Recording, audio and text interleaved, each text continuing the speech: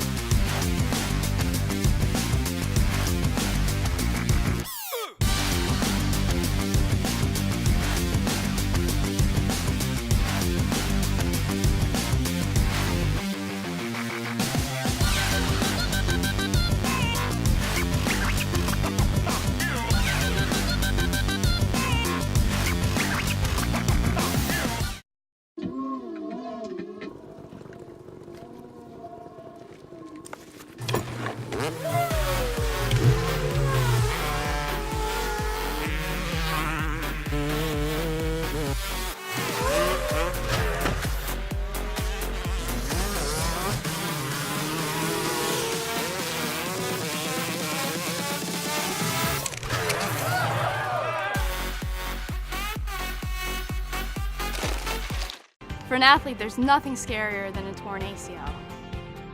Athletes trust us with their care and their careers because we're a recognized leader in sports medicine. Get back to your active life sooner with MedStar Sports Medicine. Wise Market's ice cream plant is based in Sunbury, Pennsylvania, and it's locally owned and operated. We've been making our ice cream for nearly 50 years. We create roughly 70 flavors of ice cream right now. We use local ingredients, especially our cream, which is from our milk plant. The cream is what gives our ice cream a rich and creamy texture. Now, together with our customers, we've created a product called Peanut Butter Indulgence, which will be coming out this summer. It's a peanut butter ice cream with sea salt caramel swirl, chocolate-covered pretzel. How could you go wrong with that? Personally, I love our ice cream. If you come to our house at any given time, you'll find at least 5 packages of ice cream in our freezer. Our kids grew up eating Wise quality ice cream, and now we get to treat our grandchildren to it. It's been a pleasure for me to be tasting ice cream for over 40 years for Wise Markets, and I'm loving every minute of it. Welcome to the Tiger Lacrosse Report. I'm your host, Spiro Morekas, along with the head coach of the Tigers, Shawn Nadelen, and coach the Tigers, coming off a victory against Johns Hopkins this past week, traveled to Emmitsburg to take on Mount St. Mary's. And I know I interviewed Drew Laundrie, during the week, and the one thing we talked about was the team not having a letdown after getting the big win over Hopkins. Was that something you were concerned about heading into the game? Not as much with this group, because I know I really felt our leadership was strong. They're a group that's been through situations like this where you've had a really strong win against a tough opponent, and then maybe the next game might not be as tough in regards to the quality of opponent. So I believed in our captains, I believed in our seniors to make sure the message was being conveyed to the rest of the team on how to approach the week. I thought we had a good week of practice leading into Mount St. Mary's, and I talked to the captains during the week on the periphery about obviously the right mindset and the focus, and I felt that we were in a pretty good shape. So the Tigers head to Emmitsburg, you take on Mount St. Mary's, and right off the bat you guys went at it and had a big lead in the first half. The Mount kind of came back in the second half. When you look back on that game, what do you see? I see the big guy in net getting stronger and stronger, Tyler Canto. 18 saves was huge, and quite a few of them were huge.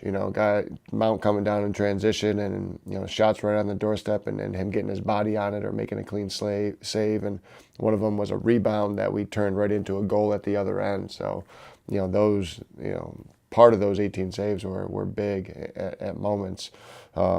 Alex took a little while at the face-off X, to get rolling. So I didn't think not that we weren't focused, we just weren't as sharp as we needed to be to start the game, even though we started out 3-0. They came back to get it to 3-2, and then, I feel like we really turned up the energy and focus closing out that first half. You got Brendan Sunday with the big day offensively against Hopkins. This week it was Brody McLean with the 5 goals. Brody didn't get a chance to play much last year. Are you getting out of him what you thought you were going to be getting? Absolutely. Or more? Yeah, absolutely. Looking at how last year went for Brody, but especially towards the end of the year, Brody was a scout team player for us. And you saw him, his level of play and his ability to compete at a higher level towards the end of the year. So that just looked like he was getting more comfortable out there. He's going against our first team defense every day in practice, and he was the guy out of the scout offense that was really making a lot of positive plays. So we're looking forward to getting back this year to see really what he could be around the people that we had and the experience that we had. And it was great. It's been great these first couple of games to see him really develop into a very strong offensive player, not just off ball but with the ball. And he goes at it with our top defenders every day in practice with Kobe Smith and Gray Bowden. And it's really fun to watch those guys go at each other. Speaking of your defenseman, Kobe Smith with 3 assists in the game.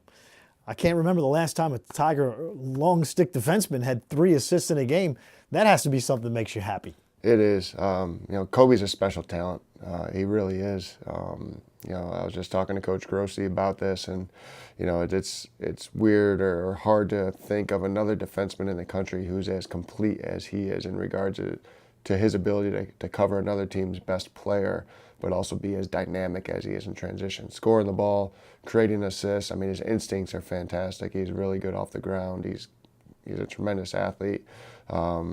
He's still got a lot to learn, but he's got a ton of intangibles to work with. What is your, rule? I don't know if rule's the right word, but for a defenseman to come down and shoot, do you put anything into place, give any restrictions, or is it all feel? A lot of feel. We obviously teach the transition piece to it and making sure they understand what to read. Just like an offense has to read the defense and where they're sliding and where they're rotating. Coming down in transition, you want to see if a guy's playing you, then where did he slide from? Do you need to move it in that direction? If nobody's sliding to you and you got your hands free from 10, 12 yards, you got the freedom to step in and let it fly.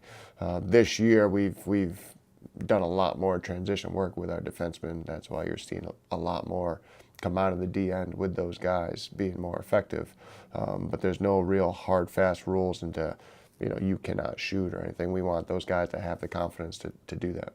Did you have those restrictions when you played? No. So 2 games, neither team has gotten to double digits against you, so the defense is obviously performing well. In the next segment, we'll talk about Georgetown, but how do you feel with your defense after 2 ball games? It's a solid group. Again, I think a big reason for our success defensively is Alex's success at the faceoff X, helping us with less possession time on the defensive end of the field. Tyler Canto doing very well in the net. He's been very, very strong, very consistent for us. We have a good group down there, between Jimmy Wilkerson and Z and the close defense basically being intact from last year. It's a strong group. Seeing Andrew O'Dare getting a lot of minutes and becoming part of that group, Garrett Zangalia has been good, our 2-way middies.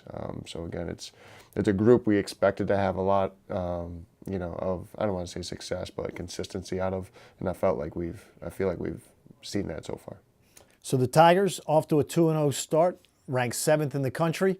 They will take on Georgetown on Saturday. Tune in later this week to TowsonTigers.com when the coach and I will talk about the matchup with the Hoyas. So for the head coach of the Tigers, Shawn Nadelen, I'm Spiro Morekas. Thanks for tuning in to another edition of the Tiger Lacrosse Report. And as always, go Tigers.